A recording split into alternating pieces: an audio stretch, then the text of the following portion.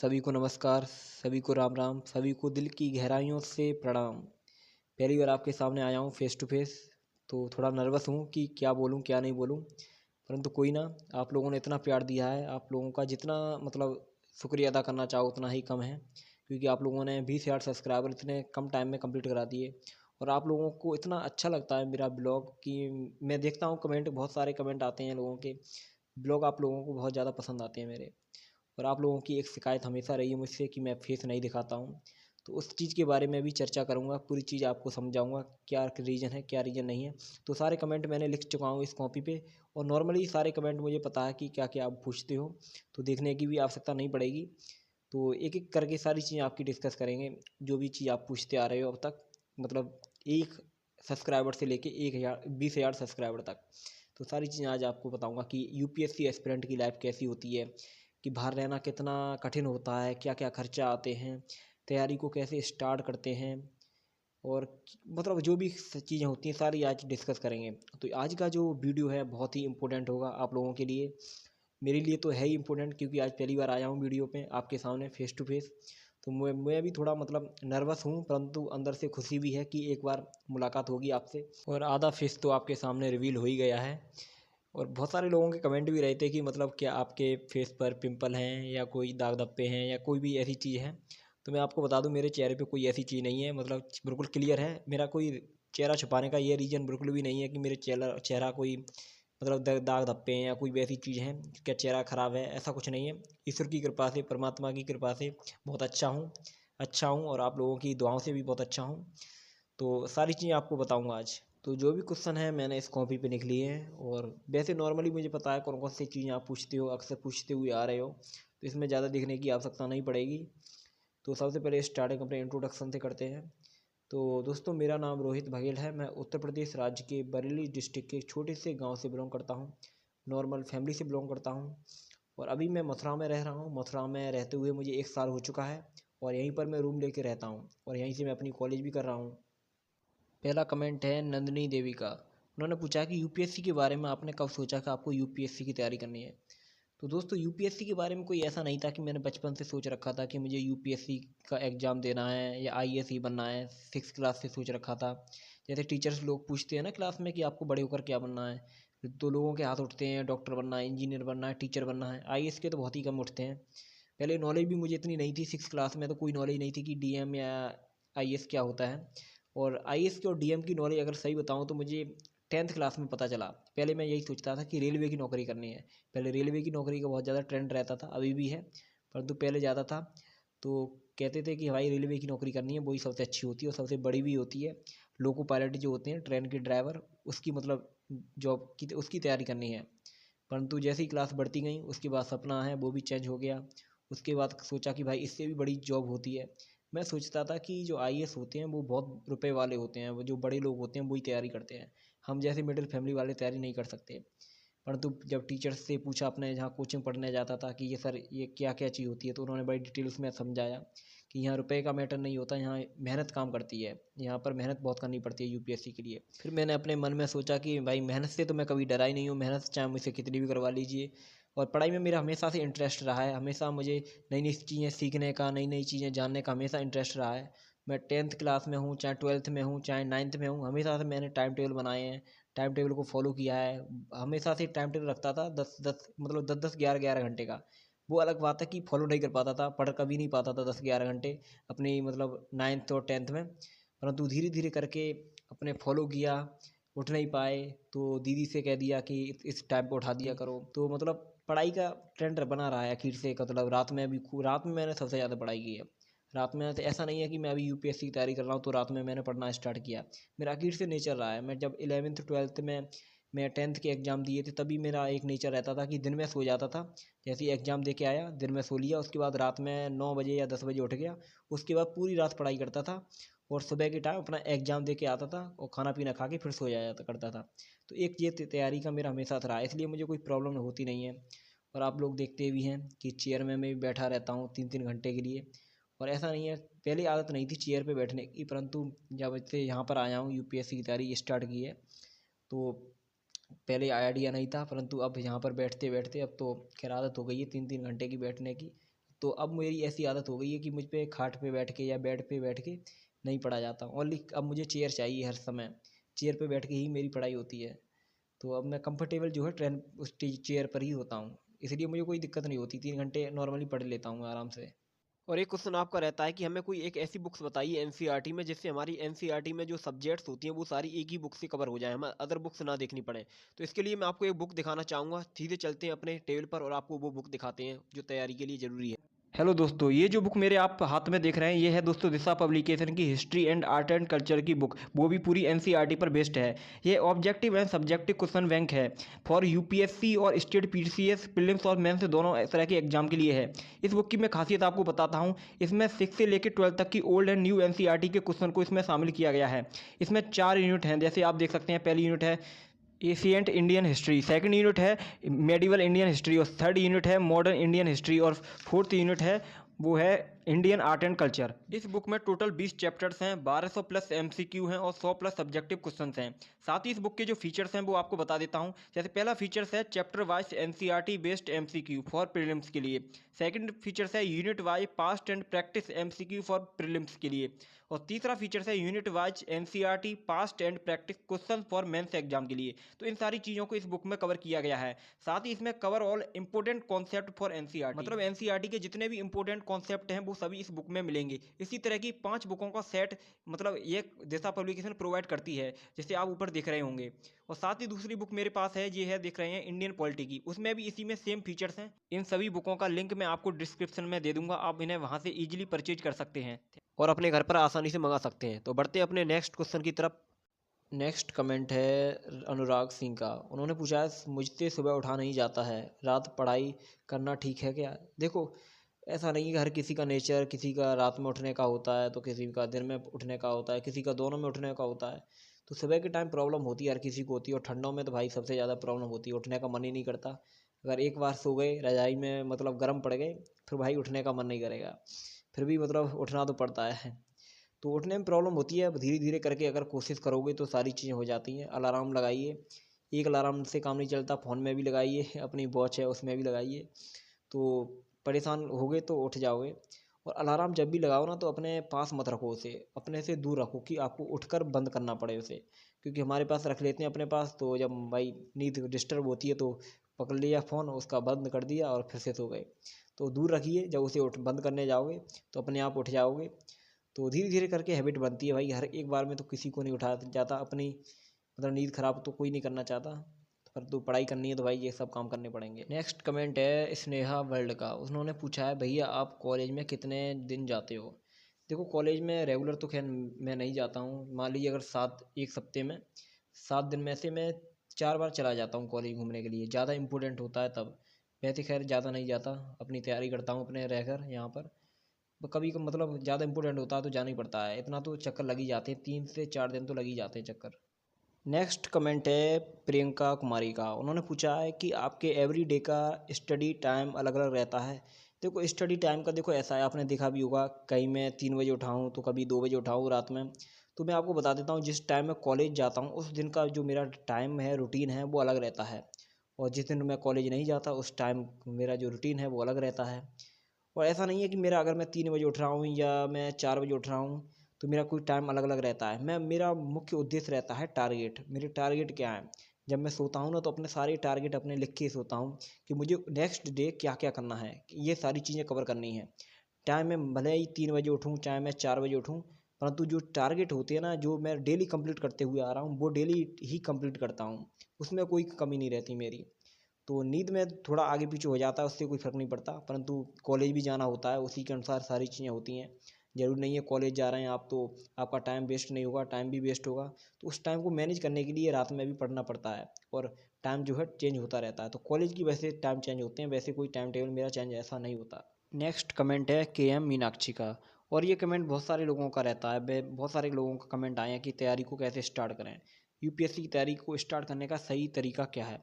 तो देखो, या यूपीएससी का एग्ज़ाम हो, चाहे स्टेट पीसीएस का हो, चाहे आप किसी भी एग्ज़ाम की तैयारी कर रहे हो, उसके लिए सबसे इम्पोर्टेंट चीज़ ये होती है कि उसका सिलेबस पता होना चाहिए, कि हमें उस एग्ज़ाम के लिए हमें क्या पढ़ना है क्या नहीं पढ़ना है। जब तक ये चीज़ आपकी डिसाइड नहीं होगी तब तक कोई फ़ायदा नहीं है। इसलिए सबसे पहले आप यूपीएससी के सिलेबस को अच्छे से देखिए। 140 से 170 रुपये की बुक आएगी, चाहे आप दृष्टि की ले लीजिए, चाहे दिशा पब्लिकेशन की ले लीजिए। मेरे पास दृष्टि की है, मैं आपको दिखा भी चुका हूँ अपने ब्लॉग में। तो इसकी एक बुक ले लीजिए, उसको सिलेबस को अच्छे से रीड करिए, समझिए अच्छे से, हर एक सब्जेक्ट्स के सिलेबस को देखिए, उसके पॉइंट को देखिए। उसके बाद आप आइए एनसीईआरटी पर, क्योंकि एनसीईआरटी आपको पता है, टॉपर्स भी बताते हैं कि एनसीईआरटी पढ़नी चाहिए, और सही बताते हैं, क्योंकि एनसीईआरटी से ही बहुत सारे क्वेश्चन मतलब प्री हो चाहे मेंस में पूछे जाते हैं, प्री में ज़्यादातर पूछे जाते हैं। तो एनसीईआरटी इसलिए है क्योंकि वो आपका बेसिक अच्छा करेगी, क्योंकि आप डायरेक्ट स्टैंडर्ड बुक पकड़ लोगे तो आपको कुछ भी पढ़ने नहीं पड़ेगा, कोई भी चीज़ समझ में नहीं आएगी, क्योंकि बेसिक आपका अच्छा नहीं है। जब आप एनसीईआरटी पढ़ लोगे तो स्टैंडर्ड बुक एकदम क्लियर आपके समझ में आएगी कि स्टैंडर्ड बुक क्या कह रही है। और बहुत सारे लोगों के ये क्वेश्चन रहते हैं कि क्या हमें स्टैंडर्ड बुक के नोट्स बनाने चाहिए। तो स्टैंडर्ड बुक के नोट्स बनाने की आवश्यकता नहीं होती है, क्योंकि जो स्टैंडर्ड बुक है वो अपने आप में ही नोट्स है। क्योंकि मैं एनसीईआरटी पढ़ चुका हूँ और स्टैंडर्ड बुक पढ़ रहा हूँ, तो मुझे इतनी सारी समझ है। और जो लोग टॉपर्स होते हैं वो भी बताते हैं कि स्टैंडर्ड बुक के नोट्स बनाने की आवश्यकता नहीं होती, क्योंकि स्टैंडर्ड जो बुक है वो अपने आप में ही नोट्स है, क्योंकि उसमें सारी चीज़ें पॉइंट टू पॉइंट होती हैं। परंतु जो एनसीईआरटी होती है उसके नोट्स बनाने की आवश्यकता पड़ती है, क्योंकि वे स्टोरी फॉर्म में होती हैं। एनसीईआरटी जो होती है हमारी स्टोरी फॉर्म में होती है, क्योंकि उसमें बेसिक से समझाया जाता है। जैसे आपने देखा है 6 क्लास की, 7th क्लास की एनसीईआरटी होती हैं, ये बच्चों के मतलब की होती हैं। और बच्चों को यदि आप पॉइंट टू पॉइंट समझाएंगे तो उन्हें कुछ भी समझ में नहीं आएगा, परंतु उन्हें स्टोरी फॉर्म में समझाएंगे तो सारी चीज़ें उन्हें कुछ अच्छे से समझ में आ जाएंगी। तो उसी के मतलब से ये एनसीईआरटी है बनाई गई है। तो इसके नोट्स बनाने की हमें आवश्यकता पड़ती है, परंतु स्टैंडर्ड बुक नोट्स है अपने आप में, तो इसकी आवश्यकता नहीं पड़ेगी आपको बनाने की। तो इसका बात का थोड़ा आप ध्यान रखिए। उसके बाद नेक्स्ट कमेंट है राहुल कुमार का। उन्होंने पूछा है, भैया क्या आप वेजिटेरियन हो या नॉन वेज भी खाते हो, कभी आपको वीडियो में देखा नहीं। हाँ जी, अक्सर आपने नहीं देखा होगा वीडियो में, किसी वीडियो में नहीं बनाया मैंने नॉन वेज। तो मैं ओनली अंडे खाता हूँ, अंडे से ज़्यादा कुछ नहीं खाता। मेरी फैमिली में तो अंडे भी कोई नहीं खाता, तो मैं ओनली अंडे तक खा लेता हूँ। अंडे भी दोस्त ने सिखा दिए थे जैसे तैसे, तो अंडे तक लास्ट है, अंडे से ज़्यादा कभी कुछ नहीं खाना। तो बस यही है। इसके बाद नेक्स्ट कमेंट है कि शिवानी कुमारी का। उन्होंने पूछा है, क्या आपने कोई कोचिंग ज्वाइन की है। तो इनका कमेंट अच्छा है, और मैं इस बात को शेयर भी करना चाहता था आपसे कि मैंने कोई कोचिंग ज्वाइन की है कि नहीं की है। तो दोस्तों मैं आपको बता दूं कि नवंबर तक मैंने कोई भी कोचिंग ज्वाइन नहीं की थी, अब तक मैं सेल्फ स्टडी ही कर रहा था। परंतु दिसंबर के महीने में मैंने कोचिंग ज्वाइन की है, मुझे 6 दिन हो चुके हैं उस कोचिंग को ज्वाइन किए हुए। मैंने यूपीएससी वाला, फिजिक्स वाला, या आपको पता ही होगा, नाम सुना ही होगा, उसका जो 2024 का बैच था, संकल्प बैच, उसको मैंने खरीद मतलब बाय किया है। और मैं नवंबर वैसे तो स्टार्टिंग तो उसकी नवंबर से हुई थी, 15 नवंबर से क्लास स्टार्ट हुई थी, परंतु उस टाइम मेरे पास इतने रुपए नहीं थे कि उस कोर्स को खरीद सकता। परंतु जैसे रुपए हो पाए, व्यवस्था हो पाई, उसके बाद फिर मैंने दिसंबर में उस कोर्स को बाय किया है। और उसके बाद अपनी जो क्लास हैं वो अभी ले रहा हूँ। तो अब जो भी मेरी मतलब वीडियो होया करेंगी, जो भी ब्लॉग होया करेंगे, तो उसमें आप देखने को मिल जाएंगी आपको यूपीएससी वाला की क्लासें। और मेरे पास एक ही फ़ोन है, तो सारी चीज़ें दिखाना बड़े कठिन होता है कि आप क्लास भी दिखाऊं, सारी चीज़ें दिखाऊं। परंतु कोशिश है कि जल्दी से मैं एक लैपटॉप लूं, और हमेशा से मैं लेना चाहता था, परंतु देखते हैं समय क्या कराता है, फिर हर चीज़ रुपए से आती है। तो लैपटॉप लेने की मैं सोच रहा हूँ, क्योंकि तैयारी भी करनी है और क्लास भी लेनी है। एक फ़ोन से क्या क्या कर सकते हैं, ब्लॉग करें या क्या करें। फ़ोन की बैटरी भी यार काम नहीं करती, उससे 2-2 घंटे की क्लासें होती हैं, तो सारी चीज़ें दिक्कत होती है। तो लैपटॉप होने की ज़रूरी है, तो लैपटॉप लेने की सोच रहा हूँ मैं, परंतु देखता हूँ एक अगले मंथ में लैपटॉप ले लूँगा। नेक्स्ट कमेंट है अनिकित कुमार का। उन्होंने पूछा है, एक दिन में कितने सब्जेक्ट पढ़ना चाहिए। तो एक दिन में ज़्यादा से ज़्यादा आप 3 सब्जेक्ट्स रख लीजिए, और मैं तो कहूँगा 2 ही सब्जेक्ट रखिए। करंट अफेयर या इस करंट अफेयर या द हिंदू की क्लास को छोड़ के 2 सब्जेक्ट्स बता रहा हूँ। इसके अलावा कि आपको 2 सब्जेक्ट पढ़ना चाहिए। अगर एक ही सब्जेक्ट आप पूरे दिन पढ़ोगे तो बोर भी हो जाओगे, तो बोरियत ना हो इसलिए 2 सब्जेक्ट सही रहता है। और जो सब्जेक्ट्स आपकी इंटरेस्टिंग हो ना, उसको आप नाइट में पढ़िए, परंतु जो सब्जेक्ट्स आपको जटिल लगती है, समझने में थोड़ी दिक्कत करती है, तो उसको आप दिन में ख़त्म करिए। क्योंकि एक मॉर्निंग में सेशन जरूर रखा करिए गले में क्या हो गया यार, कि एक सेशन अपना मॉर्निंग में रखा करिए, और मॉर्निंग में वो सब्जेक्ट पढ़ा करिए जो आपको थोड़ी दिक्कत करती है या आपको समझने में जल्दी नहीं आती है, क्योंकि मॉर्निंग का टाइम बहुत ही अच्छा होता है। इसके बाद आते हैं अपने सबसे इम्पोर्टेंट कमेंट, और ये कमेंट हर किसी का है, इसलिए मैं किसी का नाम नहीं लूँगा कि किसी एक ही व्यक्ति ने पूछा है। कि सबसे इम्पोर्टेंट कमेंट यह है कि आप अपना फेस रिवील कब करोगे, या अपना फेस कब दिखाओगे। किसी ने पूछा है कि भैया अपना फेस आप एग्ज़ाम क्लियर करने के बाद बताओगे, दिखाओगे, या आप आईएएस बनने के बाद दिखाओगे। तो आपको मैं थोड़ा डिटेल से समझाना चाहूँगा इस चीज़ का रीज़न क्या है, क्योंकि ये सारी चीज़ें बहुत ही ज़रूरी हैं, आप लोगों को अच्छे से समझ में आ जानी चाहिए। तो आपसे आशा रहेगी कि आप अच्छे से समझेंगे इस चीज़ को। देखो, आपको जैसे पता है कि मैं गाँव से बिलॉन्ग करता हूँ, तो गाँव की तरफ एक माहौल सबसे ज़्यादा रहता है कि ना हम आगे बढ़ेंगे, ना किसी को आगे बढ़ने देंगे। अगर कोई आगे बढ़ रहा है तो उसकी टाँग पकड़ के पीछे खींचेंगे। पीछे खींचने का सबसे ज़्यादा चलन रहता है। तो वो नहीं चाहते कि मैं आगे बढ़ूँ या आगे कुछ करूँ, इतना बड़ा करूँ या कुछ सपने देखूँ। वो चाहते हैं कि हमने कुछ नहीं कर पाया तो और कोई भी कुछ ना कर पाए। आई मीन मैं भी कुछ ना कर पाऊँ। तो उन लोगों की ये थॉट्स रहते हैं, चाहे मेरे दोस्त हों, चाहे कोई रिलेटिव हों या कोई ऐसी चीज़ हो, चाहे गाँव के लोग हों। और आपको पता है सोशल मीडिया है, यूट्यूब पर आजकल हर कोई उपलब्ध है, हर कोई यूट्यूब चलाता है। तो ज़रूरी नहीं है मेरी वीडियो ज़रूर गई होंगी उन लोगों के पास, परंतु फेस ना देख पाए हों, तो इसलिए उनको मेरे बारे में कोई नॉलेज नहीं है। अगर फेस मैं दिखाता तो वो लोग सच में मेरे परेशान करने के अलावा और कुछ नहीं करते, मुझे डिस्टर्ब करने के अलावा और कोई चीज़ नहीं करते। तो एक सबसे बड़ा ये रीज़न ये है कि आप लोग गाँव से बिलॉन्ग करते हो तो ये सारी चीज़ें आपको समझ सकते हो इस चीज़ों को। देखो, शहर में कोई मतलब नहीं रखता, शहर में कोई किसी से मतलब नहीं रखता। अगर आपके घर में चोरी भी हो जाएगी तो भी लोग देखने नहीं आएंगे, परंतु गाँव में अगर एक के घर पे चोरी हो जाएगी तो पूरा गाँव इकट्ठा हो जाता है। ये चीज़ तो आपने सुनी ही होगी।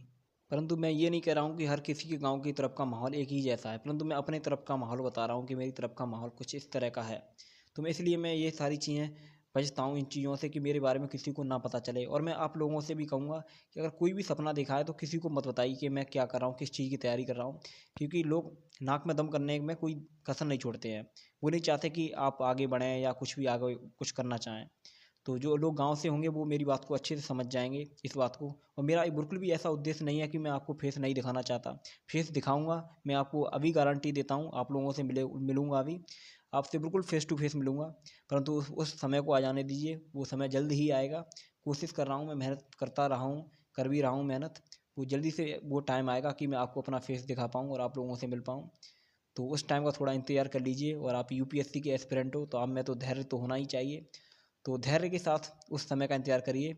मैं आपसे ज़रूर मिलूँगा, आपसे फेस आपको ज़रूर दिखाऊँगा। तो थोड़ा इंतज़ार कर लीजिए आप, इतनी आपसे थोड़ी रिक्वेस्ट रहेगी। इसके अलावा और कुछ नहीं कहना चाहूँगा आपसे।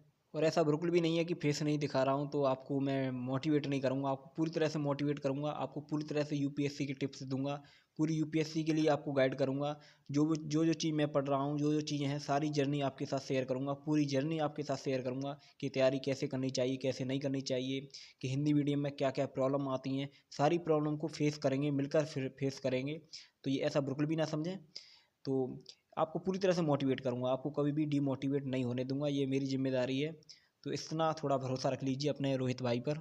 इसके अलावा अपना दूसरा जो कमेंट है और किसी का, वो पढ़ते हैं जल्दी से। नेक्स्ट कमेंट है प्रियंका शुक्ला का। उन्होंने पूछा है रोटी बनाने में कितना टाइम लगता है। देखो, रोटी बनाने में तो ऐसा है, अगर आती है बनानी तो जल्दी बना लोगे, नहीं आती है तो टाइम लगेगा। और जो टाइम लगता है सब्ज़ी बनाने में लगता है, रोटी बनाने में कोई ज़्यादा टाइम नहीं लगता। मैं आधे घंटे में बना के रेडी कर देता हूँ। जो टाइम लगता है ओनली सब्ज़ी बनाने में लगता है, रोटी तो बहुत जल्दी बना लेता हूँ।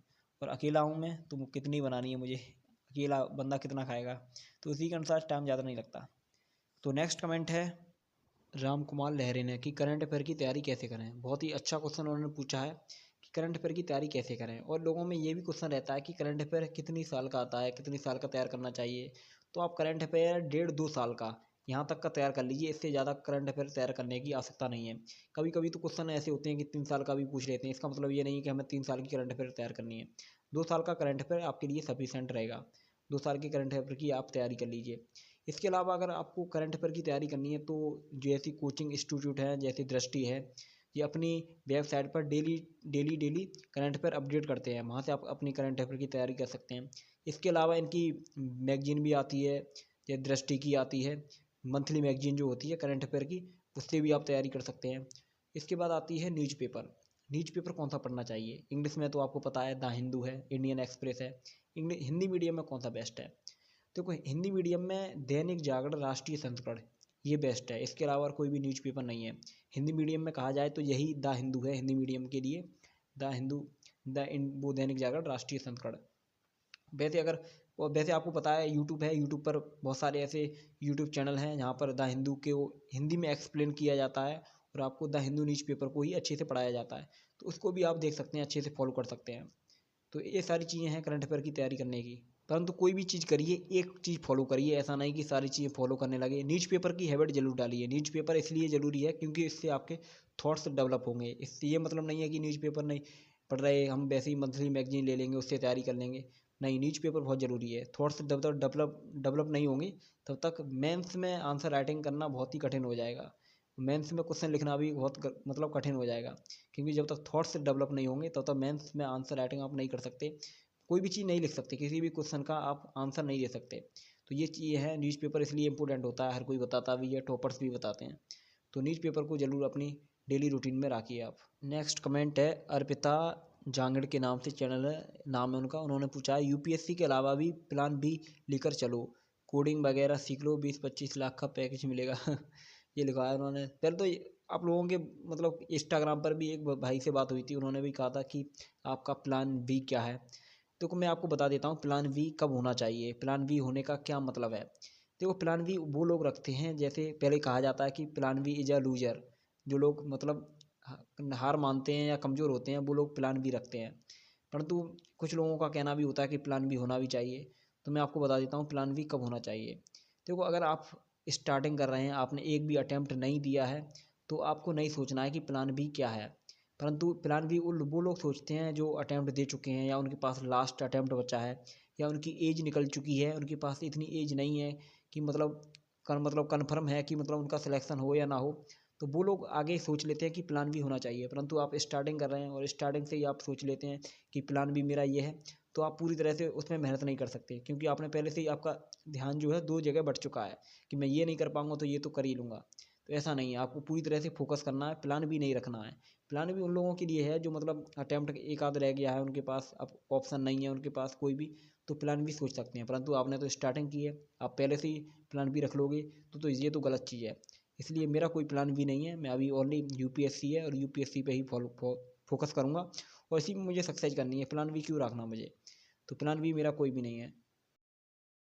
तो एक किसी भाई ने पूछा है, उनका चैनल का नाम है नोमेडिक जर्नी के नाम से चैनल है, उन्होंने पूछा है कि आपकी गर्लफ्रेंड कितनी है। तो उन भाई इन्होंने पहले तो ये नहीं पूछा कि है या नहीं है, उन्होंने ये पूछा कितनी है। तो देखो भाई गर्लफ्रेंड तो खैर कोई नहीं है मेरी, और बनाना भी नहीं है इस टाइम। और देखो ऐसा होता है, देखो गर्लफ्रेंड ये चीज़ें हैं, वैसे नॉर्मली ऐसे क्वेश्चन होते हैं जिस पे मैं डिस्कस करता नहीं हूँ, परंतु भाई ने पूछा है तो बताना तो पड़ेगा। तो मेरी इस टाइप कोई गर्लफ्रेंड नहीं है, और ना ही मैं आगे बनाना चाहता हूँ। मेरी जो गर्लफ्रेंड है ओनली यूपीएससी है, यही है मेरे लिए सब कुछ है। इसको मैं टाइम दूंगा तो सोच नहीं सकते, अगर आप अपने लक्ष्य को अगर यदि गर्लफ्रेंड बना लेते हो ना, तो वो आपको उस मुकाम पे पहुंचा देती है जिसकी आप सोच नहीं सकते। यदि आप किसी पर्सन को देते हैं ये टाइम, तो ये कोई आपकी इज्जत नहीं करेगा, कोई आपको टाइम की कोई वैल्यू नहीं रखेगा। इसलिए गर्लफ्रेंड बनाना है तो अपने लक्ष्य को बनाइए, आप जिसकी तैयारी कर रहे हैं उसको बनाइए, इसके अलावा कुछ नहीं है, क्योंकि टाइम बहुत ही ज़्यादा इंपॉर्टेंट है। तो इस चीज़ों के बारे में कोई नहीं सोचना, मुझे इन चीज़ों से मतलब भी नहीं है मैं, तो ना ही मैं कोई बनाना चाहता हूँ। तो बस यही चीज़ें हैं, कोई गर्लफ्रेंड नहीं है भाई। और मैं ये कहूँगा कि तैयारी के टाइम पे ऐसा कुछ होना भी नहीं चाहिए, क्योंकि ये सारी चीज़ें डिस्टर्ब ही करेंगी, इसके अलावा कुछ नहीं करेंगी। ये सजेशन ओनली लड़कों के लिए नहीं है, लड़कियों के लिए भी है। दोनों लोगों पे ये चीज़ें अप्लाई होती हैं कि मतलब जो इस टाइम आप तैयारी कर रहे हैं उस टाइम पे ऐसा कुछ भी नहीं होना चाहिए। आपको ओनली फोकस अपनी स्टडी पे होना चाहिए, कि यदि आपने ये चीज़ों में पड़ गए ना, तो आपका फोकस एक चीज़ पे नहीं रहेगा यार। आपको पता ही है इन चीज़ों में फोकस नहीं हो पाता स्टडी पे। इसलिए गर्लफ्रेंड बनाना तो अपने लक्ष्य को बनाइए, आप जिसको आप तैयारी करते हो उसको बनाइए। आप समझ ही सकते हो मैं क्या कहना चाह रहा हूँ। तो आई होप जो भी आपके क्वेश्चन है वो आपके कंफर्म हो गए होंगे। तो एक क्वेश्चन और है किसी भाई का, वो पूछा है नीतीश गौसन ने, क्या आपका चैनल मोनेटाइज हो गया है। यस भाई, मेरा चैनल जो है मोनेटाइज हो चुका है, बहुत टाइम हो गया मोनेटाइज हुए। तो आई होप जो भी आपके क्वेश्चन थे वो सारे मैंने क्लियर किए हैं, और यदि कोई क्वेश्चन रह भी गया होगा तो मैं नई जो वीडियो आएंगी उसमें मैं क्लियर कर दूंगा। तो आपसे हाथ जोड़ के विनती है, फिर से मिलेंगे एक नए वीडियो में, तब तक के लिए बाय।